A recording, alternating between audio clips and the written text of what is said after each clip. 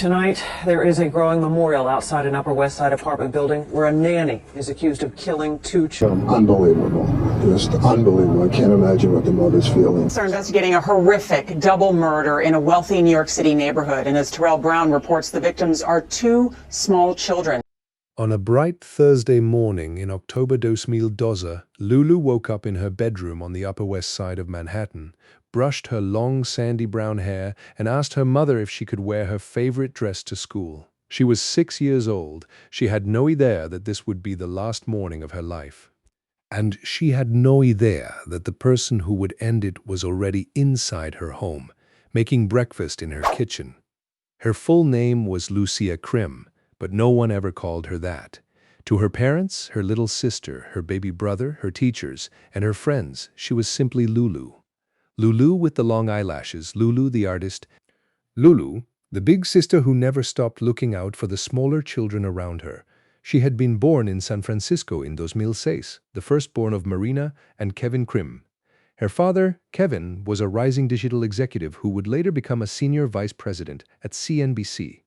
Her mother, Marina, was a former kindergarten teacher who had walked away from her own career to be home with her children. The family had moved from California to New York City in 2010, settling into a quiet 10-story building at 57 West 75th Street, just a single block from Central Park. Then came Leo. Born in 2010, he was the baby brother Lulu had been waiting for. By 2 years old, Leo Krim was a curious little boy with sandy hair and enormous eyes that seemed to study every detail around him. According to his father, Leo was an always-present collector of acorns. He didn't miss a thing. He followed his sisters everywhere, copied everything they did, and laughed his way through whatever unconventional game Lulu invented for them. Between them was Nessie, 3 years old, the middle child, the bridge between her older sister's confidence and her baby brother's wonder. The 3 Krim children were inseparable. Marina kept a small blog called Life with the Little Krim Kids. She wrote about their first words, their birthdays, the silly things they said at the dinner table. She wrote about how much she adored them. She had no idea that one day strangers around the world would read those entries and weep. Lulu was, by every account, an extraordinary little girl. She took ballet classes she loved. She took art classes at the Metropolitan Museum of Art, where her teachers said she had a natural intuition for color and emotion. She painted constantly at home. Small canvases stacked in corners of the apartment, drawings taped to the fridge, sketchbooks under her bed. She was the kind of child who didn't just make art. She lived inside it. She was also kind in a way that adults notice. The last time Kevin Krim ever spoke to his daughter, he was away on a business trip on the West Coast. It was a phone call, just a check-in, and Lulu told him proudly that she had befriended a new girl at school, a child who only spoke Spanish. Lulu wanted to make sure that girl wasn't lonely. Leo, in his own quieter way, was just as remarkable. He collected acorns from the sidewalk on the walk home from preschool. He stacked them on windowsills. He carried them in tiny fistfuls. He was the kind of toddler who paused to study the way light fell on a wall. The Krims had a nanny, a woman who had been with the family for almost 2 years. The children called her Josie. They had traveled with her to the Dominican Republic to meet her family. Marina had bought her plane tickets home for Christmas. By every visible measure, she was almost part of the family. On the morning of October 25th, 2012, Marina kissed her 2 oldest goodbye and took Nessie to a swimming lesson at the YMCA. She had a plan to meet Josie and Lulu later that afternoon at Lulu's ballet class. She would never make that meeting. Her name was Jocelyn Ortega. She was 50 years old. And to anyone who passed her on the streets of Manhattan that October morning, she looked like nothing more than a tired, middle-aged woman heading to work. Jocelyn was born in Santiago de los Caballeros, the second largest city in the Dominican Republic. She had emigrated to the United States and 10 years before the murders became a naturalized American citizen. She lived in a small apartment on Riverside Drive in Hamilton Heights, sharing the space with her teenage son Jesus, her sister, and her niece. She had separated from her son's father back in 2001, and reportedly there had been no major conflict between them. To her family, she was quiet, reserved, devoutly religious, unremarkable. Her path to the Krim family came through her own sister, who worked as a nanny for another Manhattan family. That family's child attended the same preschool as Lulu Krim. One day at a children's ballet class, Yoselin's sister approached Marina Krim and asked if she needed help. Marina said yes. References were checked. They came back glowing. What the Krims didn't know and wouldn't learn until years later was that at least one of those references was reportedly fabricated by a relative vouching for childcare experience with a child who didn't actually exist. Yoselin had no documented criminal history, no public record of violence, no prior arrests. By every visible standard, she was safe. But beneath the surface, something was unraveling. In the months leading up to October 2012, Yoselin's life was quietly collapsing. She had moved her 17-year-old son from the Dominican Republic to New York, hoping to enroll him in a private school. Her brother had agreed to cover only the first year of tuition. The rest fell on her. She was earning $18 an hour. She had lost an apartment in the Bronx. She had moved back in with her sister. She was selling small items on the side to make ends meet. According to neighbors, she had lost weight. She seemed nervous, agitated, withdrawn. Her defense team would later argue she had a hidden, decades-long history of hearing voices and dissociating from reality. Episodes she had reportedly suffered since the age of 16, but never sought treatment for, relying instead on prayer. The day before the murders, Yoselin asked a longtime family friend's wife to take her to a psychologist.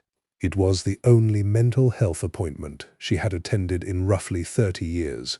The therapist would later testify that she spoke of guilt, anxiety, and depression, but showed no signs of psychosis, no hallucinations, no intent to harm anyone.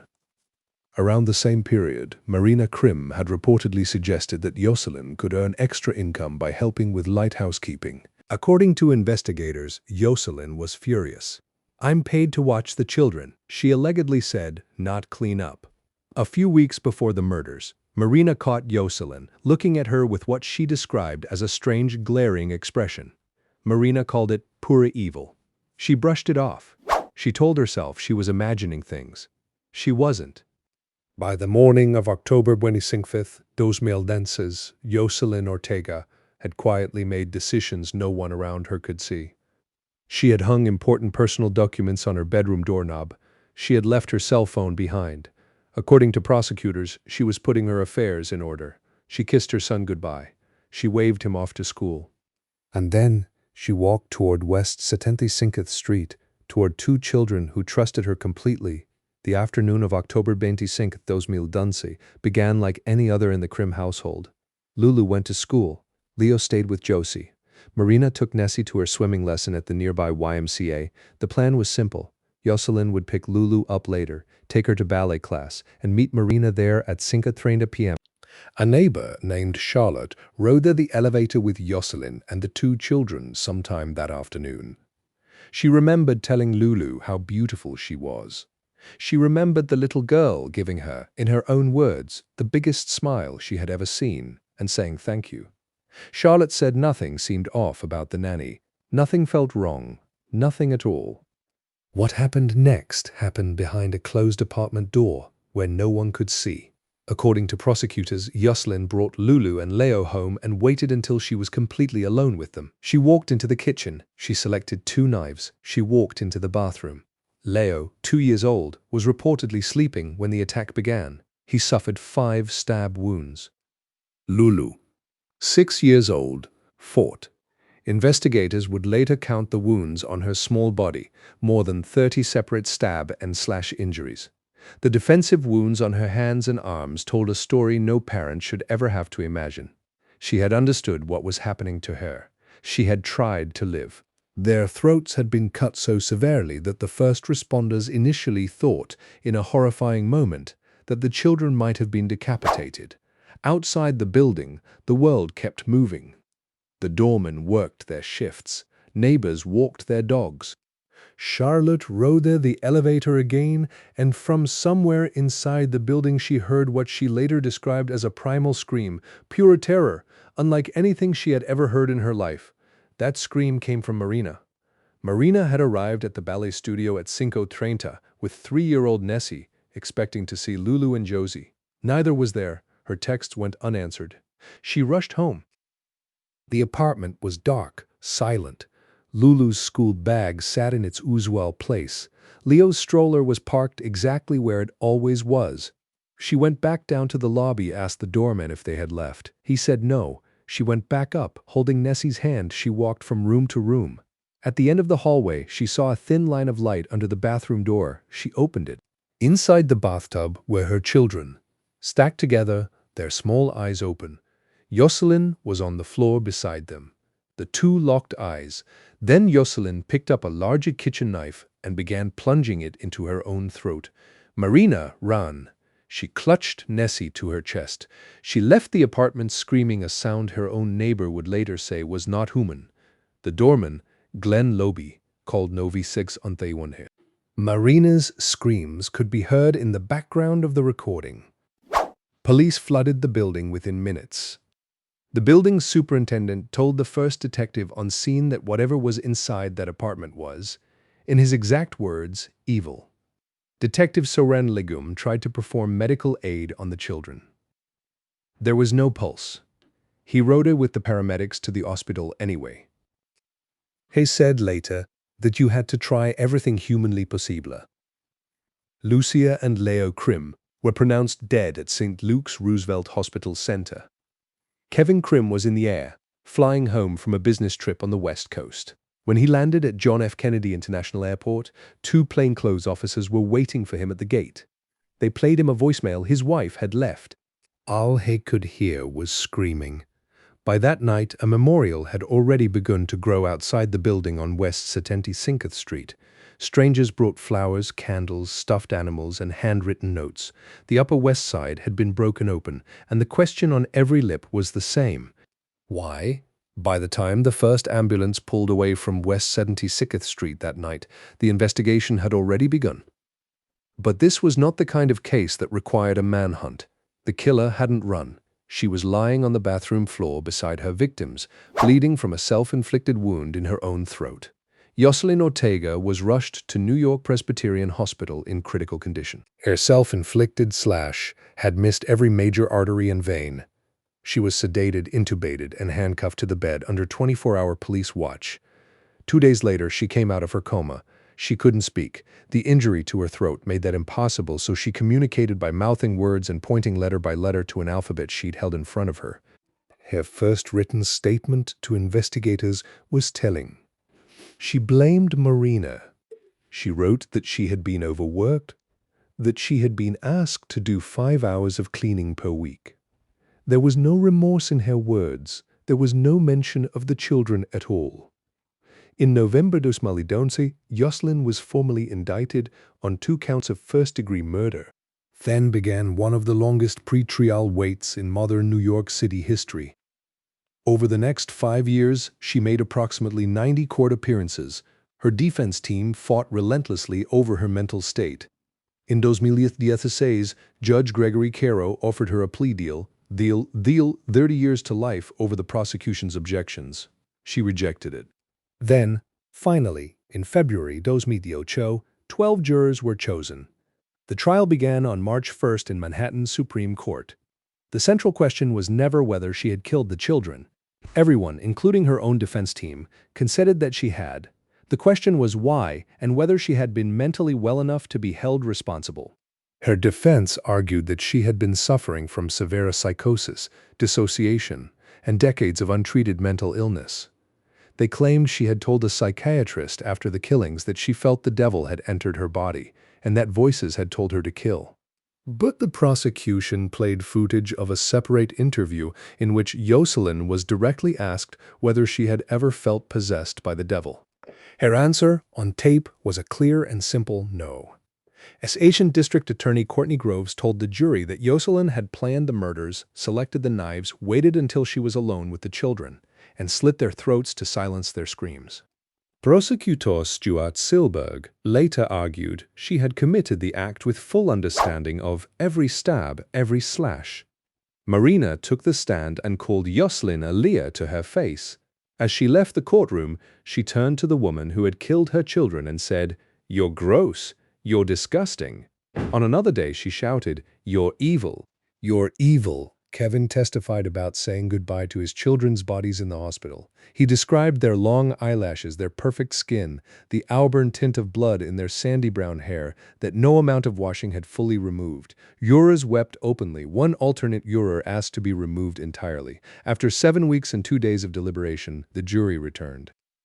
On April 8 y 2018, Jocelyn Ortega was found guilty on 2 counts of first-degree murder and 2 counts of second-degree murder. She did not react. She stared straight ahead, blinking once to wipe a single tear from her cheek. On May 2018, Judge Caro sentenced her to life in prison with no possibility of parole, plus consecutive 25-year sentences on the second-degree counts. He called her in open court pure evil. Kevin Krim, addressing the courtroom, called her an evil and dangerous narcissist. He said she should rot and die in a metal cage, like the ugly shadow of his children's bright, shining lights. After the verdict, Marina and Kevin Krim did something no one would have expected of 2 parents broken by such unimaginable violence. They didn't disappear. They didn't hide. They chose, in Kevin's own words, an act of positive defiance. They created the Lulu and Leo Fund, a non-profit charity that brings creative education to children who would otherwise never have access to it.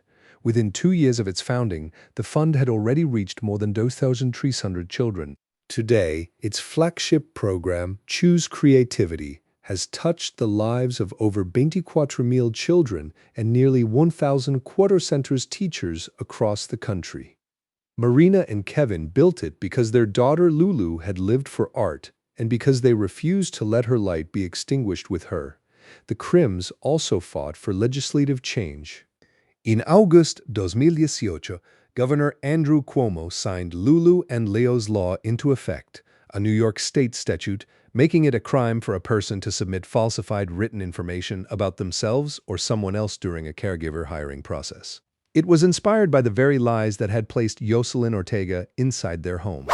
Kevin said the goal was simple. No parent should ever fear that the person caring for their child is hiding who they really are. The family left their Upper West Side apartment. They never returned. Kevin once described that neighborhood, the place they had loved so much, as emotionally radioactive after the killings. They moved, they grieved, they rebuilt. Nessie, who had walked into that hallway holding her mother's hand, grew into a strong, joyful young woman. In October 2013, Marina gave birth to a son named Felix.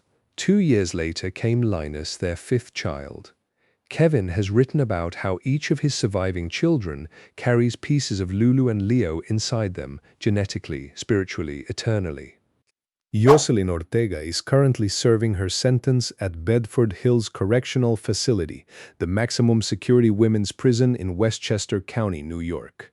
She will die there. She has never expressed remorse for what she did to Lucia and Leo. The motive remains, in the words of prosecutors themselves, something there may simply be no satisfactory answer to. This case shook New York to its foundation. It exposed the terrifying gap between the people we believe we know and the people they may actually be. It changed how a state writes its laws, how families vet caregivers, and how an entire culture talks about trust. But none of that brings Lulu and Leo back. Lulu Krim was 6 years old. She loved ballet, she loved painting. She loved her baby brother and her sister. The last thing she ever told her father was that she had made a new friend who needed help. Leo Krim was 2 years old. He collected acorns. He watched the world with eyes too big for his face. He followed his sisters everywhere they went. They lived for 6 and 2 years. They mattered for forever. Their names were Lucia and Leo Krim. They deserved every birthday they would never see, every painting Lulu would never finish, every acorn Leo would never carry home. The world is darker without them in it. But somewhere, in every child reached by their fund, in every parent protected by their law, in every brother and sister who carries pieces of them forward, Lulu and Leo are still here. And they always will be.